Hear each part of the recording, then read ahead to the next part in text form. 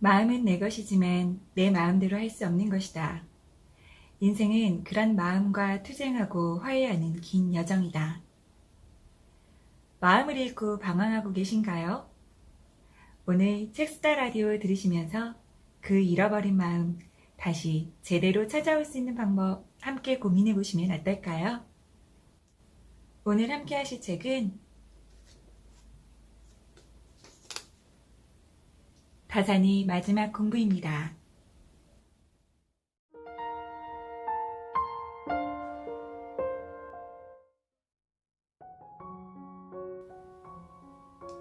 책과 마음이 만나는 시간, 여기는 책스타 라디오입니다. 어서 오세요. 어둠을 맞으며 집으로 돌아갈 때면 하루를 해냈다는 기분보다는 하루를 해버렸다는 허탈함을 느낀다. 오늘도 나는 수없이 마음에 휘둘리며 한없이 비겁해졌다. 오늘을 살기 위해선 어쩔 수 없었다. 하루를 살아내면 미처 정리되지 못한 삶의 미련들이 내 안에 쌓여 독이 된다. 내 것이지만 내 마음대로 할 수 없는 독, 마음. 감히 나의 마음을 이해받을 수 있을까? 세상에 지친 정약용도 문득 이런 의문을 떠올렸다. 그리고 그 순간부터 자신을 위한 마지막 공부를 시작했다.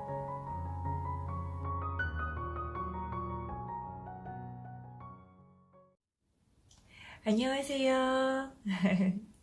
책스타 라디오의 딸콩맘입니다.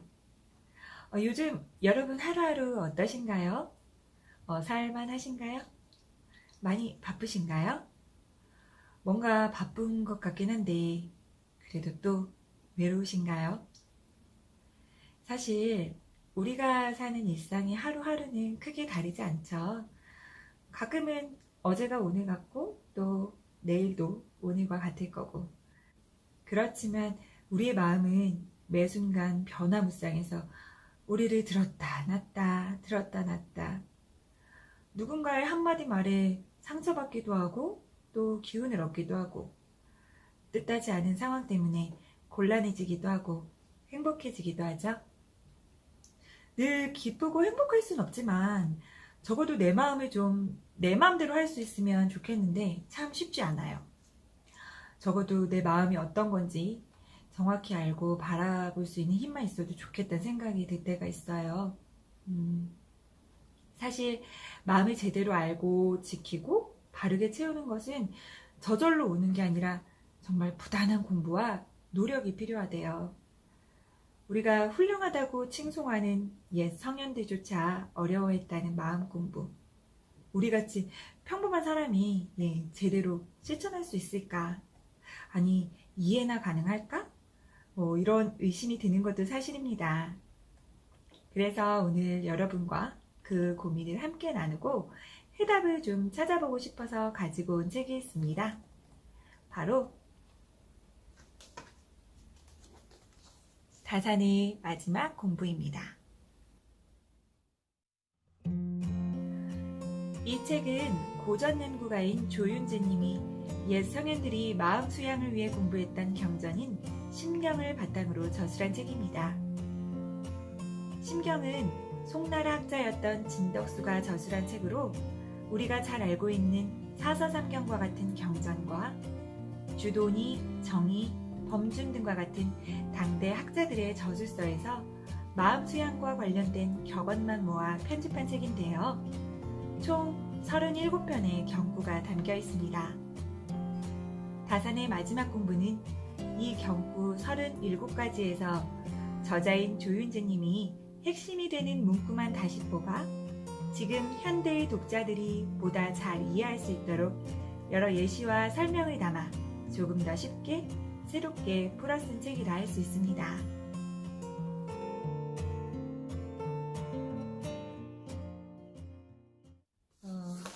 여러분들이 보시면 아시겠지만 이 책의 표지를 보면 막 궁금해서 손이 먼저 가는 그런 책은 아닌 것 같아요.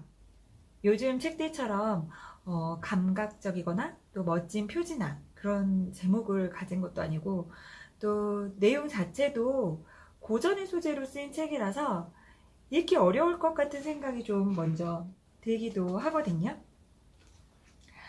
그럼에도 이 책은 최근 꾸준하게 인문학 베스트셀러로 한 자리를 차지하고 있는데요.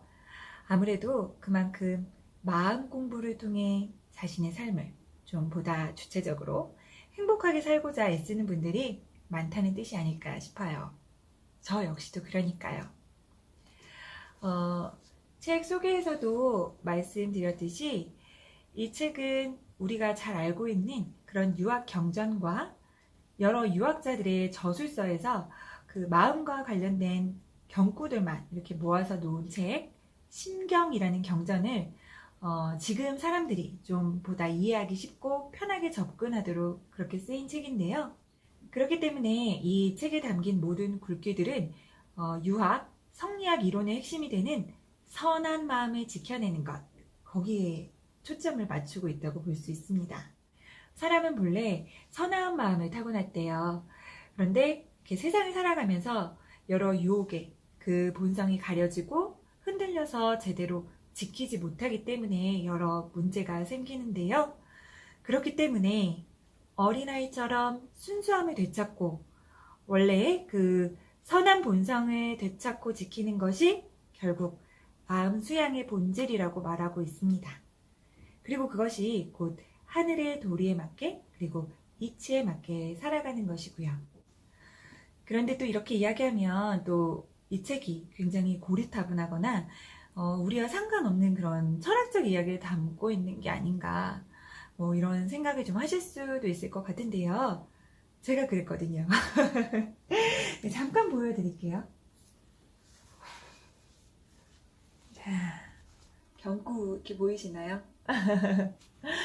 이런 처음에 경구들을 보면 좀 뭔가 현실과 맞지 않는 너무 옛날 그 고리짝 시절 그런 이야기를 하고 또 우리가 왜 학창 시절에 그 되게 철학 개론적인 이야기들 이런 얘기 굉장히 재미없어 있잖아요.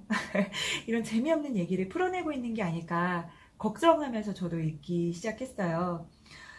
그럼에도 이제 약간 도전의식을 가지고 이 책을 구입을 했었는데 근데 생각외로 굉장히 재미있게 저는 몰입하면서 읽었거든요.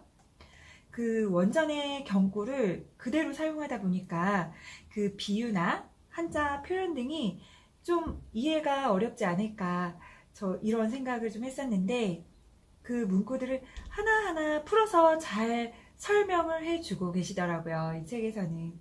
그래서 어렵지 않게 잘 읽었고 오히려 또 그런 비유와 또 한자 표현 등이 여러 각도로 더 많은 생각을 하게 해줘서 저는 오히려 마음에 더 크게 각인되는 효과가 있었던 것 같아요.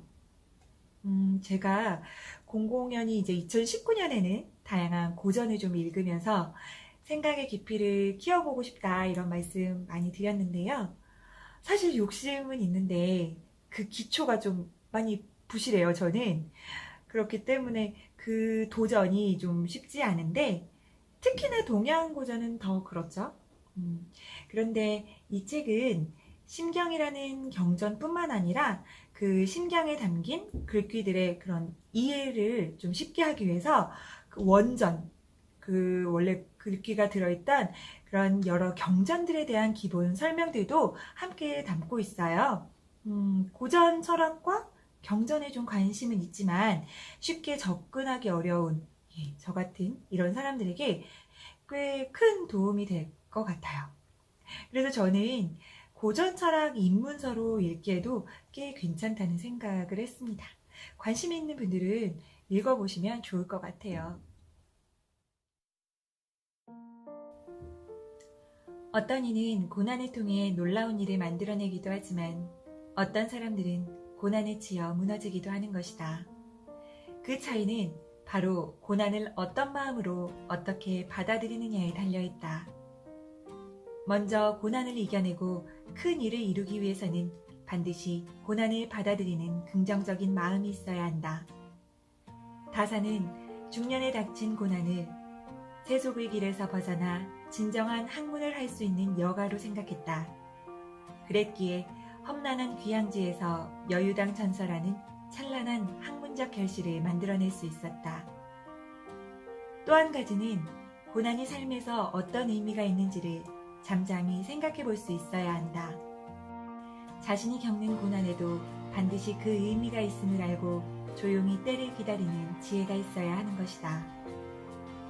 그 전제는 평온하고 안정적인 마음을 유지하는 것이다.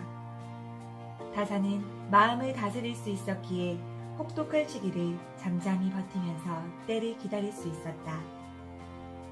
자신뿐 아니라 아들들에게도 패족에서 벗어날 수 있는 길은 독서밖에 없다라고 이르며 미래를 대비하도록 했다. 그 힘이 된 것이 바로 마음의 경전, 심경이었다.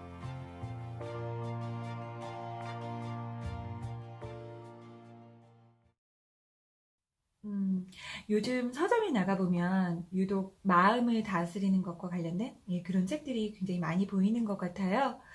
아무래도 개개인이 처한 여러 가지 어려운 그런 현실 속에서 스스로도 많이 괴롭고 또 본의 아니게 상처를 주기도 또 상처를 받기도 하는 일들이 너무 많기 때문이 아닌가 그런 생각이 드는데요.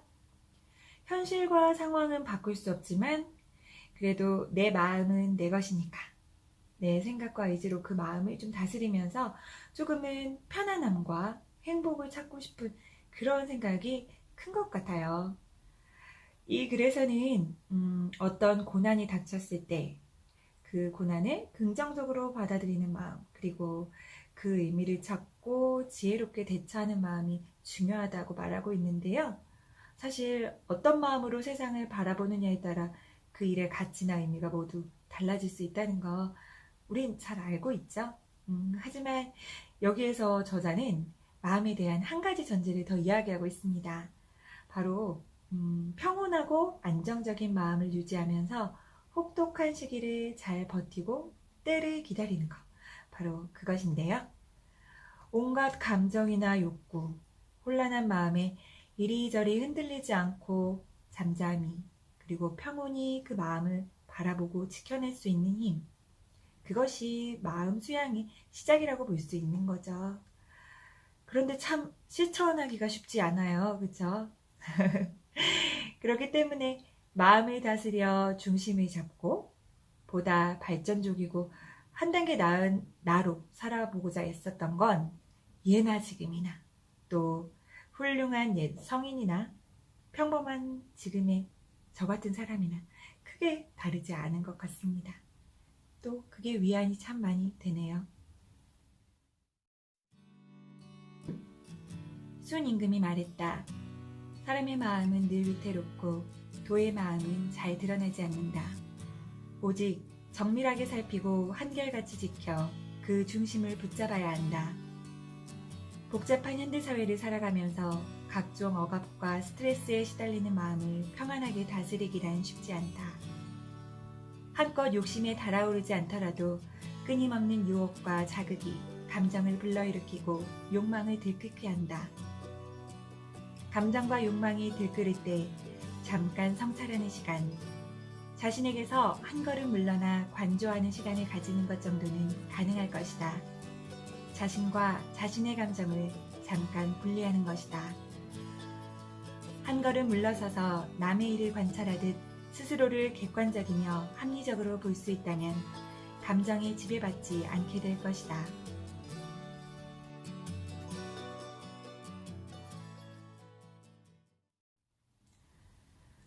이 글은 서경에서 발췌한 경고인데요.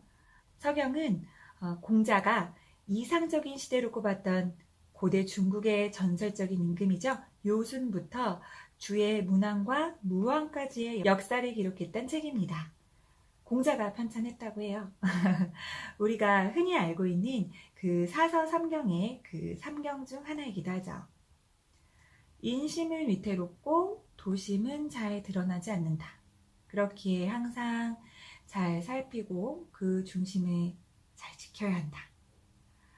그렇게 얘기하고 있는데, 그런데 여기서 말하는 인심은 뭐고 도심은 뭘까요? 책에서 잘 설명을 해주고 계신데요. 인심은 사람의 감정과 욕망, 우리가 얘기하는 그 사람의 7가지 감정인 희로, 애고, 애오욕. 다시 말해서 기쁨, 노여움, 슬픔, 두려움, 사랑, 미움, 욕구를 의미한다고 합니다. 그러면 도심은 뭘까요? 도심은 자 들어보셨을 거예요 다들 그쵸? 맹자가 말했던 선한 천성인 인의예지를 실천하게 하는 4가지 실마리 사단지심이죠. 학창시절 많이 들어보셨을 거예요. 바로 측은지심, 수호지심, 사양지심, 시비지심 이걸 의미한다고 하는데요. 근데 우리가 사실 군자도 아니고 성인도 아니고 네, 또 그렇게 군자와 성인이 되기 위해서 치열하게 이게 공부와 수양을 하는 사람들은 아니잖아요, 솔직히. 굉장히 평범한 사람들이에요. 그렇기 때문에 당연히 아까 말한 그 7가지 감정, 그 인심이 우리의 마음과 감정을 압도할 때가 굉장히 많잖아요. 근데 그 감정들을 느끼는 것이 잘못된 것인가? 이런 생각이 들더라고요. 그런데 그 이제 37쪽에 그거에 대해서 이야기를 해주고 있습니다. 잘 안 보이시겠지만 제가 잠깐 설명을 해드리면 인심은 사람이면 반드시 가지고 있는 것이기 때문에 옳고 그름을 따질 수 있는 것이 아닌 가치 중립적인 것이라고 합니다. 그래서 도심은 아까 말한 사단지심이죠. 이 도심이라는 것은 인심을 쓰지 않는 것이 아니라 바로 인심을 바르게 쓰는 것을 의미하는 거라고 그렇게 이야기하고 있어요. 그럼 그 격동의 인심을 어떻게 바르게 쓸 수 있을까요? 네, 맞습니다. 바로 그 감정들에 휘둘리지 않고 그 마음과 상황을 제대로 바라보고 일을 처리한다면 사실 실수도 없고 그로 인한 근심과 염려도 없게 된다는 건데요. 그렇게 감정과 욕망에 휘둘리지 않기 위해서는 잠시 멈춰서서 그 감정과 나를 분리시키고 객관적으로 바라볼 수 있는 힘을 키우는 것이 중요하다고 합니다. 사실 저도 마음이 괴롭고 근심과 걱정이 되는 일들은 대부분 제가 그 감정을 제대로 조절하지 못해서 생기는 것 같아요. 그쵸? 그게 시작점이 되는 것 같아요. 그 순간의 화를 못 참아서 또는 그 순간의 유혹을 견디지 못해서 하지 말아야 할 말을 하거나 또는 하지 않았어야 할 행동을 하게 되고 또 결국 그것으로 후회하게 되고 그걸 해결하지 못해서 근심하고 그런 이들이 굉장히 많은데 특히 가장 가까운 사람들, 가족들에게 더 그런 것 같거든요. 이 부분 읽으면서 그런 생각했어요. 그 세상에 되게 막 이름을 남기겠다고 그런 거대한 꿈을 꾸기 위해서 어떤 저를 바꾸기 위해 그렇게 노력하는 게 아니더라도 그냥 지금 내 평범한 삶에서 그저 나와 내 주변 사람들이 모두 행복하고 편안하게 살았으면 좋겠다. 그 작은 꿈의 시작도 바로 이것이겠구나. 나 하나 먼저 내 감정을 바로 쓰는 일. 여러분도 오늘부터 저와 함께 이렇게 인심을 바로 써서 도심을 지키는 일 함께 노력해 보시면 어때요? 마음은 누구의 것도 아닌 바로 나, 우리의 것이다. 그 마음을 붙잡는 것도 나 자신이며 잃어버리는 것도 바로 나인 것이다. 잃어버리기는 쉽지만 설사 잃었다고 해도 다시 찾아오면 된다. 옛 선비들이 했듯이 치열한 공부와 수양은 할 수 없을지도 모른다. 단지 마음을 두드리는 글을 읽으며 작은 깨우침을 하루하루 쌓아간다면 잃어버린 줄도 모르고 있었던 마음이 나도 모르게 되돌아올 것이다. 그 시간은 생명이 되살아나는 시간, 평단지기의 새벽 시간이면 더할 나위가 없겠다. 마음을 잃었으면 다시 찾아오면 된다는 말이 굉장히 위안이 되지 않나요? 그 방법도 치열한 공부와 수양 과정이 아니라 그냥 새벽 시간 마음을 두드리는 글을 읽으면서 나를 돌아보는 시간만 가질 수 있으면 된다고 하는데요. 약간의 의지만 가지면 할 수 있는 일이니까 우리 함께 해보면 참 좋을 것 같아요. 오늘은 다산의 마지막 공부라는 책을 통해서 마음 공부와 더불어 고전의 매력에도 살짝 빠져보았는데요. 고전의 매력은 그 표현이나 비유가 좀 불명확하거나 애매모호한 것이 많아서 이게 무슨 의미지? 이게 무슨 뜻일까? 이렇게 끊임없이 고민하고 의문을 가지게 한다는 게 아닐까. 그러면서 스스로 생각하는 시간을 좀 갖게 해준다는 거. 그런 게 바로 고전의 매력인 것 같습니다. 오랜만에 이 책을 통해서 생각하고 고민하는 즐거움을 굉장히 마음껏 누렸던 것 같아요. 개인적으로는 올해 계획했던 고전 읽기의 시작으로 가벼운 듯 가볍지 않은 시작이어서 좋았고, 또 무엇보다 지금 이 순간도 실천 가능한 마음에 대한 이야기라서 더 좋았던 것 같습니다.